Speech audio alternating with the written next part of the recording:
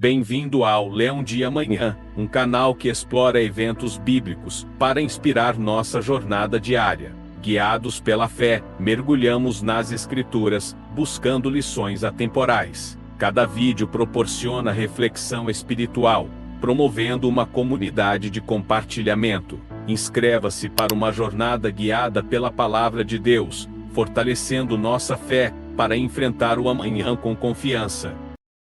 O que a Bíblia nos diz a respeito do Anticristo? O Anticristo está entre nós? A figura do Anticristo é mencionada em algumas passagens da Bíblia, principalmente nos livros de Daniel, 1 João e Apocalipse. Em 2 Tessalonicenses capítulo 2 e versículo 9 e 10. A vinda desse perverso é segundo a ação de Satanás, com todo o poder, com sinais e com maravilhas enganadoras.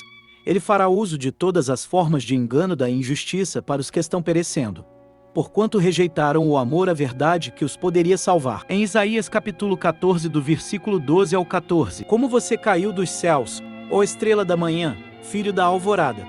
Como foi atirado à terra, você, que derrubava as nações. Você, que dizia no seu coração, subirei aos céus, erguerei o meu trono, acima das estrelas de Deus, eu me assentarei no monte da Assembleia, no ponto mais elevado do Monte Santo. Subirei mais alto que as mais altas nuvens, serei como o Altíssimo. E a pergunta que mais ouvimos é: o Anticristo já está em nosso meio? Ele já nasceu. Paulo menciona um homem da iniquidade que será revelado antes da volta de Cristo. Novo Testamento nos conta que Satanás tentou Jesus em 3 momentos diferentes, enquanto o Senhor jejuava no deserto, se preparando para assumir o seu ministério aqui na terra. Em um primeiro momento, ele veio até Cristo e quis convencê-lo de matar a sua fome, transformando pedras em pães. Depois levou Jesus a um lugar muito alto, de onde eles conseguiam ver toda a terra. Então Satanás propôs dar a ele o poder sobre tudo, se Jesus se ajoelhasse diante dele. E por fim, o inimigo conduziu Cristo até o alto do templo, e disse para ele pular, para que assim os anjos de Deus o resgatassem e salvasse a sua vida diante dos olhos de todos os judeus, que não acreditavam que ele era o Messias, enviado de Deus. Irmãos, percebam uma coisa nessas 3 situações. Em todas elas, Satanás ofereceu coisas boas a Jesus, mas em troca, ele queria adoração e desobediência à palavra de Deus. E é exatamente a mesma coisa que ele faz com todos nós hoje em dia. O diabo nos oferece tudo que é bom e prazeroso aos nossos olhos carnais, mas em troca, ele quer que nós paramos de orar e buscar a Deus. E é exatamente isso que o Anticristo vai querer que o mundo faça, depois que ele for anunciado a todos os habitantes da terra. Ainda no livro de 2 Tessalonicenses, capítulo 2, vemos que nos últimos dias haverá uma grande apostasia, ou seja, o abandono da fé, de muitos que entregaram a sua vida para Jesus. Um dia eles servirão ao diabo, mesmo sem perceber, dando ao Anticristo todo o controle sobre as suas vidas. Veja o que a palavra do Senhor diz. Irmãos, quanto à vinda de nosso Senhor Jesus Cristo e ao nosso reencontro com Ele, rogamos a vocês que não se deixem abalar, nem alarmar tão facilmente, quer por profecia, quer por palavra, quer por carta, supostamente vindo de nós, como se o dia do Senhor já tivesse chegado.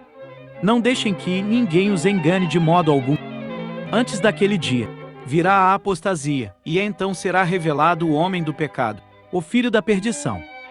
Este se opõe e se exalta acima de tudo, que se chama Deus, ou é objeto de adoração, a ponto de se assentar no santuário de Deus, proclamando que ele mesmo é Deus. Perceba que essa passagem fala que o Anticristo se assentará no santuário de Deus e se autoproclamará Deus.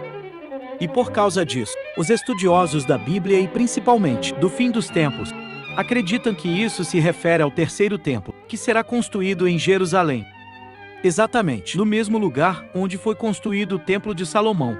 E essa construção realmente vai existir. Há quem diga, inclusive, que os governos de Israel e Palestina já iniciaram as negociações para a futura construção desse templo, que abrigaria os religiosos dos 2 povos, e segundo as profecias, seria tomado pelo Anticristo. Porém, meus irmãos, eu quero chamar a sua atenção para uma coisa. E para isso, eu quero ler com você uma passagem está em 1 Coríntios, capítulo 6. Diz assim: acaso não sabem que o corpo de vocês é santuário do Espírito Santo que habita em vocês, que foi lhes dado por Deus, e que vocês não são de si mesmos, Vocês foram comprados por alto preço. Portanto, glorifiquem a Deus com o corpo de vocês. Irmãos, nós somos o santuário de Deus aqui na terra.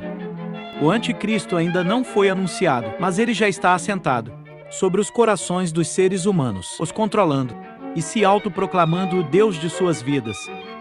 Muitas pessoas ainda enxergam a vida do anticristo como sendo uma coisa futura, mas não, ele já está entre nós.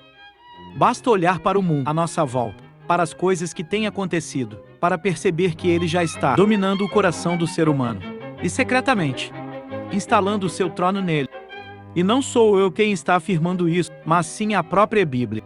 Preste atenção no que o apóstolo João escreveu. Vocês podem reconhecer o Espírito de Deus deste modo. Todo espírito que confessa que Jesus Cristo veio em carne procede de Deus, mas todo espírito que não confessa Jesus não procede de Deus. Esse é o espírito do anticristo, acerca do qual vocês ouviram que está vindo, e agora já está no mundo. Então o conselho que eu te dou é: não fique esperando pela construção do terceiro templo de Jerusalém, e nem pelo anúncio do acordo de paz entre as principais nações e religiões. Em vez disso, vigie para que você não dê espaço para o inimigo na sua vida. Não permita que o espírito do anticristo domine o seu coração e faça dele o seu templo. Antes você precisa entregar o seu coração e a sua vida a Jesus Cristo, porque somente ele tem o poder para destruir o inimigo. Amém. Deixe que Cristo governe a sua vida, suas palavras, o seu modo de agir, e não seja mais um daqueles que se desviaram da fé e voltaram a viver uma vida de pecado, como se Cristo nunca fosse voltar. A maioria dos sinais que antecedem a volta de Jesus já se cumpriram. Ainda assim, muitos duvidam e dizem que essas coisas sempre existiram e que as gerações passadas também achavam que Jesus voltaria na época deles. Mas, irmãos, nós devemos tomar muito cuidado, porque agora os sinais estão muito claros e não podemos ser pegos de surpresa, vivendo em desobediência à palavra de Deus. Então, se você ainda não se arrependeu dos seus pecados e recebeu Jesus como seu Senhor e Salvador, saiba que Ele te ama muito e Ele está esperando a sua decisão. Veja esse alerta do Senhor para cada um de nós. Antes de tudo, saibam que, nos últimos dias surgirão escarnecedores, zombando e seguindo as suas próprias paixões. Eles dirão o que houve com a promessa da sua vida. Desde que os antepassados morreram, tudo continua como desde o princípio da criação. Mas eles deliberadamente se esquecem de que há muito tempo, pela palavra de Deus, existiam céus e terra, esta formada da água, e pela água, o mundo daquele tempo foi submerso e destruído. Pela mesma palavra, os céus e a terra que agora existem estão reservados para o fogo, guardados para o dia do juízo e para a destruição dos ímpios. Não se esqueçam disto, amados. Para o Senhor um dia é como 1000 anos, e 1000 anos como um dia. O Senhor não demora em cumprir a sua promessa, como julgam alguns. Pelo contrário, Ele é paciente com vocês, não querendo que ninguém pereça, mas que todos cheguem ao arrependimento. O dia do Senhor, porém, virá como ladrão. Os céus desapareceram com um grande estrondo, os elementos serão desfeitos pelo calor, e a terra e tudo que nela será desnudada. Visto que tudo será assim desfeito, que tipo de pessoas é necessário que vocês sejam? Vivam de maneira santa e piedosa, esperando o dia de Deus e apressando a sua vida.